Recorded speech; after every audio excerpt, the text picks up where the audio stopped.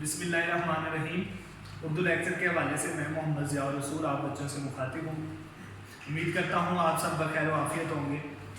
بیٹا کل ہم نے حصہ نظم نمبر 2 جو ہے وہ شروع کی تھی۔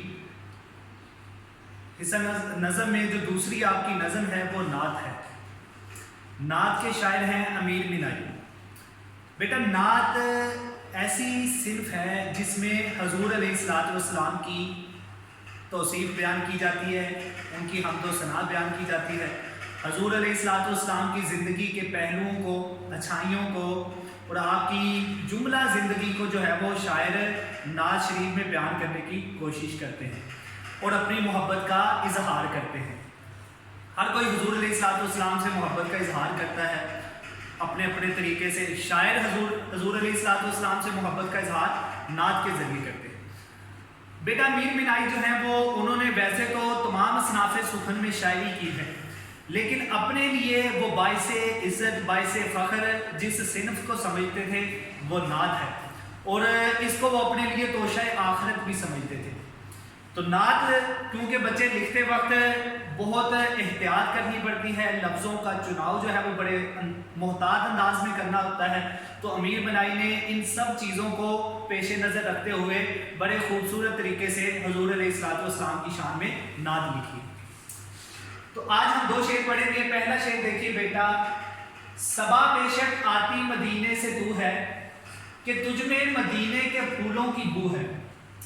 اب بیٹا جو شاعر ہوتا ہے جب وہ حضور علیہ الصلوۃ والسلام کی شان بیان کرتا ہے تو حضور علیہ الصلوۃ والسلام کے ساتھ جتنی بھی چیزیں ہوتی ہیں، جو بھی چیزیں منسوب ہوتی ہیں، ان سب سے بھی شاعر جو ہے وہ اپنی محبت کا اظہار کرتا ہے۔ اب حضور علیہ الصلوۃ والسلام کیونکہ مدینہ میں آپ کا مزار انور ہے، تو شاعر نے مدینے کی ہر ایک شے سے جو ہے وہ محبت کا اظہار کیا ہے۔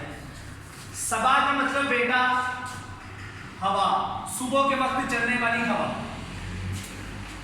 بو کا مطلب بیٹا خوشبو۔ شاعر کہتا ہے کہ جو صبح کے وقت ہوا چلتی ہے وہ بے شک مدینے سے آتی ہے۔ کیسے؟ کہتا ہے کہ اس ہوا میں جو ہے وہ مدینے کے جو پھول ہیں اس کی ہمیں خوشبو نظر آتی ہے، جس کی وجہ سے پتہ چلتا ہے کہ یہ جو ہوا ہے اس کا جو مرکز ہے جہاں سے یہ ہوا آ رہی ہے یہ مدینے سے آ رہی ہے۔ شاعر نے مدینے سے محبت کا اظہار کیا ہے اور کہا ہے کہ جو مدینے میں جو ہوا چلتی ہے وہ ہوا جو ہے وہ پوری کائنات میں پھیلتی ہے۔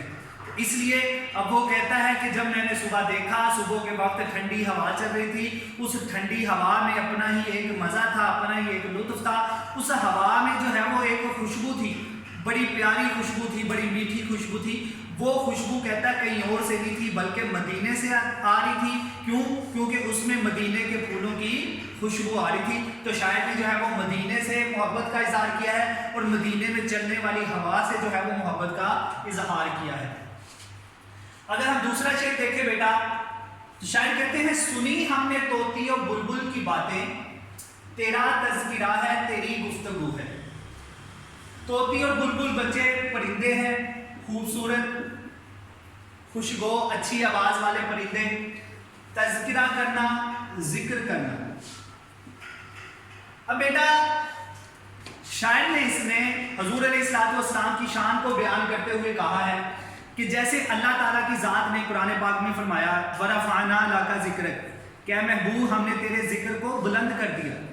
اور پھر اس کائنات کا ہر ذرہ، کائنات کی ہر شے جو ہے وہ حضور علیہ الصلوۃ والسلام کا ذکر کرتی ہے، کیونکہ اللہ تعالیٰ خود حضور علیہ الصلوۃ والسلام کا ذکر کرتا ہے۔ قرآن پاک میں اللہ تعالیٰ فرماتے ہیں ان اللہ وملائکتہ یصلون علی النبی یا ایھا الذین آمنوا صلوا علیہ وسلموا تسلیما کہ بے شک اللہ اور اس کے فرشتے جو ہیں وہ حضور علیہ الصلوۃ والسلام پر درود و سلام پڑھتے ہیں، تو اے ایمان والو تم بھی حضور علیہ الصلوۃ والسلام پر درود و سلام پڑھو، ان کو سلام بھیجو۔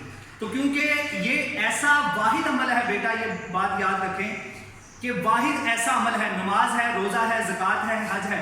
اللہ تعالیٰ ہمیں حکم تو دیتا ہے لیکن ان تمام عبادات سے اللہ تعالیٰ بے نیاز ہے، لیکن ایک واحد عبادت ایسی ہے جو اللہ تعالیٰ بھی اپنے بندوں کے ساتھ مل کر کرتی ہے اور وہ ہے درود و سلام۔ اور اللہ تعالیٰ خود بھی اپنے محبوب پہ درود و سلام پڑھتا ہے अपने फरिश्तों को भी हुक्म देता है और अपने बंदों को भी हुक्म देता है कि वो आका अलैहिस्सलाम पे दुरूद व सलाम पढ़े।